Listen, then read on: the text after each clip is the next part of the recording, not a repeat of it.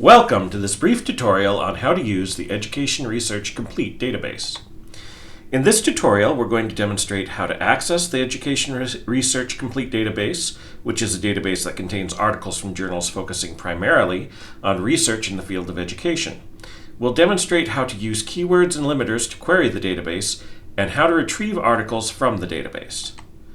To access Education Research Complete, start at the library homepage, which you can access via Google by typing in CPP Library. On the library homepage, we're going to click on the button marked Databases. This will take us to an alphabetical listing of all our databases. As Education Research Complete starts with an E, we will click on the letter E, and this will limit our results to databases that start with the letter E.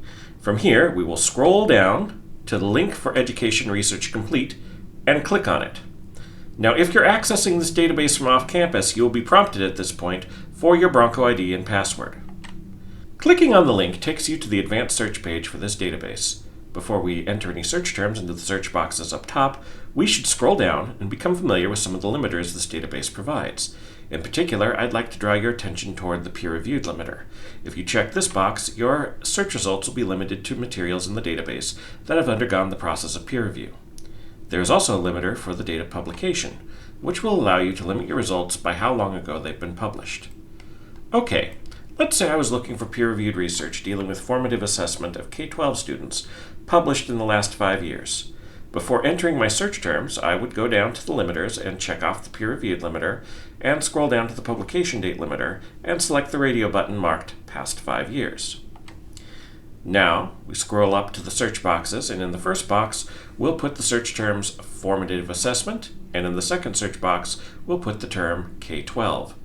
Now we'll hit the search button and see what happens. Now, we get 18 results, which, while not a lot, isn't nothing. If we wanted to broaden these results, we might change the date limiter, or we might try a different set of search terms. So let's have a look at one of our results. How about this one? Feedback for teachers. What evidence do teachers find most useful? Let's click on the title, and if we scroll down, we'll see a few things from the article record. First, there's the subject headings. In this database, they're called subject terms, but what they do is they describe what this article is about and link it to any other articles that have the same descriptive term applied to them. Next, there's the abstract, which summarizes the article and lets us know whether or not it's relevant to our topic. Okay, let's say I want a copy of this article.